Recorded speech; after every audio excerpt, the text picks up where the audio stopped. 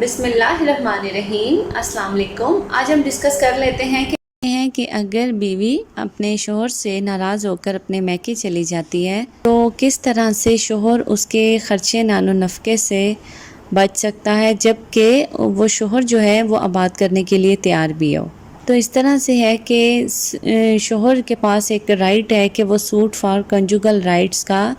دعویٰ آدھا حقوق زناشویی کورٹس میں کر سکتا ہے اپنی بیوی کے خلاف۔ اس میں اب کورٹ ہے وہ وائف کو ڈائریکشن دیتی ہے کہ جی وہ ہسبینڈ کے ساتھ آباد ہو جائے، ہسبینڈ اس کو آباد کرنا چاہتا ہے، اور اپنے ٹرمز اینڈ کنڈیشن بتا دیتی ہے۔ ٹرمز اینڈ کنڈیشن کی ویسے لاء میں کوئی بھی بات نہیں ہے، جو بیویاں ہوتی ہیں یہ کورٹس میں آ کے کہتی ہیں ہماری یہ شرائط ہیں، ہسبینڈ باؤنڈ نہیں ہے، لیکن اگر وہ شرائط کوئی ریزنیبل ہو تب تو بات ٹھیک ہے۔ اگر ریزنیبل نہیں ہو، جیسے اس کا ڈاور ہے یا اس پہ ظلم کرتا ہے، مارتا پیٹتا ہے، اس کی حد تک تو بات سمجھ میں آتی ہے۔ مومڈن لاء کے سیکشن 277 میں بھی کلیئرلی بتایا گیا ہے کہ ان دو باتوں پہ تو چلیں وائف اگر ناراض ہوتی بھی ہے تو سمجھ میں بات آتی ہے، ادروائز وائف جو ہے وہ اگر ناراض ہو کے بغیر کسی وجہ کے چلی جاتی ہے اپنے میکے تو ہسبینڈ انٹائٹل نہیں ہے اس کو مینٹین کرنے کے، یعنی اس کو خرچہ نان و نفقہ دینے کے۔ اس طرح سے ہے کہ جب وہ چلی گئی اور اس نے وہاں پہ جا کے دعویٰ کر دیا تو آپ ساتھ ہی سوٹ فار کنجوگل رائٹس کا دعویٰ دائر کر دیں، اور آپ کورٹ میں کلیئرلی آپ کی انٹینشن آ جائے گی آپ اس کو آباد کرنا چاہتے ہیں۔ آپ سیپریٹ سے اگر دعویٰ نہیں بھی کرنا چاہتے الگ، تو جو آپ کے فیملی کیس چل رہا ہے اسی کے ہی رپلائی میں بھی آپ یہ پلی لے سکتے ہیں، سیپریٹ دعویٰ کرنے کی بھی ضرورت نہیں ہے، آپ اس میں بھی پلی لے سکتے ہیں۔ اس کے لیے ضروری نہیں ہے کہ پہلے بیوی خرچہ نان و نفقہ کا دعویٰ دائر کرے اور پھر ہسبینڈ اس کے جواب میں یہ دعویٰ دائر کرے گا، بلکہ جو شوہر ہے وہ کسی بھی ٹائم پر جب اس کی وائف ناراض ہو کے چلی جاتی ہے بغیر وجہ کے یا واپس اپنے میکے سے نہیں آتی تو اس وقت وہ یہ دعویٰ دائر کر سکتا ہے۔ تو اس کے بعد کورٹس کیا کرتی ہیں، جو کنجوگل رائٹس کا دعویٰ ہے اس کو ڈگری کر دیتی ہیں۔ اس کے بعد بھی اگر وائف نہیں آتی، اس کے 3 طرح کے بینیفٹس ہیں اس ڈگری کے، کہ جو مینٹیننس ہے اس سے ہسبینڈ جو ہے بچ جاتا ہے، اس کو کسی قسم کا خرچہ نان و نفقہ دینے کا وہ پابند نہیں ہے اپنی وائف کو، کیونکہ وہ تو آباد کرنا چاہتا ہے اور وہ کورٹ میں بھی کلیئرلی کہہ چکا ہے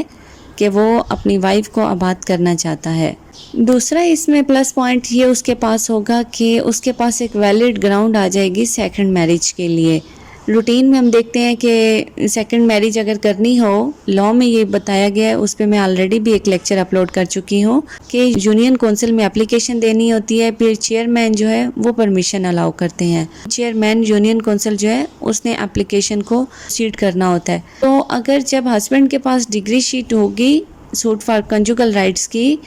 تو وہ وہاں پہ چیئرمین کو جمع کروائے گا، تو چیئرمین ہسبینڈ کو سیکنڈ میرج کی پرمیشن دے دے گا۔ اس میں پھر یہ ہوگا کہ پھر وائف واپس آ جائے گی دوسری شادی کا سن کر۔ تیسرا اس میں جو پلس پوائنٹ ہے وہ اس میں یہ ہے کہ جو اگر وائف کے نام پہ جتنی بھی پراپرٹی ہے، چاہے اس کو اس کے پیرنٹس کی طرف سے گفٹ ہوئی ہے یا انہیریٹڈ ملی ہے یا اس کے ہسبینڈ کی طرف سے اس کو ملی ہے، تو وہ کورٹس آرڈر کر دیتی ہیں، وہ اس کی پراپرٹی کو اٹیچ کر دیا جاتا ہے۔ اس طرح سے ہے، اب کورٹس اس کو زبردستی تو نہیں بھجوا سکتی ہتھکڑیاں لگوا کے جاؤ آباد ہو جاؤ، یہ تو نہیں ہے، لیکن اس کی پراپرٹی اٹیچ ہو سکتی ہے اور اس کو خرچہ نان و نفقہ سے ہسبینڈ بچ جاتا ہے کیونکہ وہ تو آباد کرنا چاہتا ہے۔ اور تیسری بات کہ ہسبینڈ کے پاس ایک ویلڈ گراؤنڈ آ جاتی ہے سیکنڈ میرج کے لیے۔ تو یہ جو اس کے خرچے نان و نفقے کی حد تک ہے، یہ مومڈن لاء کے سیکشن 277 میں بھی کلیئرلی لکھا گیا ہے۔ اگر وائف ڈس اوبیڈینٹ ہو، ظاہر ہے ڈس اوبے کر رہی ہے نا، وہ تو آباد کرنا چاہ رہی ہے، یہ ڈس اوبے کر رہی ہے تو وہ انٹائٹل نہیں ہے۔ اگر وہ کہتی ہے کہ حق مہر پہلے مجھے میرا ادا کیا جائے، پرامپٹ حق مہر ہوتا ہے عند الطلب، وہ کسی بھی ٹائم پہ ڈیمانڈ کیا جا سکتا ہے، یا پھر ظلم و ستم وہ اس پہ کرتا ہے، مطلب کہ یہ مار پیٹ زیادہ کرتا ہے، اس سے ہسبینڈ کو منع کیا جائے، تو یہ 2 باتیں سمجھ میں آتی ہیں۔ اگر یہ 2 باتیں ہوں تب تو ہسبینڈ جو ہے، بیوی اگر ناراض ہو کے چلی جاتی ہے تب وہ جو وائف ہے وہ حقدار ہے خرچہ لینے کی، اور کورٹس خرچہ لگاتی بھی ہیں۔ لیکن اگر یہ 2 باتیں نہیں ہیں، مومڈن لاء میں یہ دونوں باتیں لکھی گئی ہیں، اگر یہ 2 چیزیں نہیں ہیں، حق مہر بھی نہیں اور اس کے ظلم و ستم بھی نہیں، تو پھر جو وائف ہے وہ خرچے کی حقدار نہیں ہوگی، صرف بچوں کے خرچے کی حقدار ہوگی۔ لیکن آپ کوشش کریں کہ آپ خرچے کی طرف نہ ہی جائیں، اور جیسے بیوی ناراض ہو کے بھی جائیں نا، چلیں 1-2 گھنٹے بعد اس کو لینے چلے جائیں، اور اگر نہیں جا سکتے 1-2 گھنٹے بعد غصہ ہے، ایک دن کافی ہے، 24 گھنٹے بھی نہیں گزرنے دینے چاہیے، گیپ نہیں آنا چاہیے۔ اس لیے کوشش کریں کہ یہ ایک بہت پیارا رشتہ ہے، اس کو نہ توڑیں۔ تو یہ تھا ہمارا آج کا ٹاپک، دعاؤں میں یاد رکھیے گا۔ تھینک یو سو مچ، اللہ حافظ۔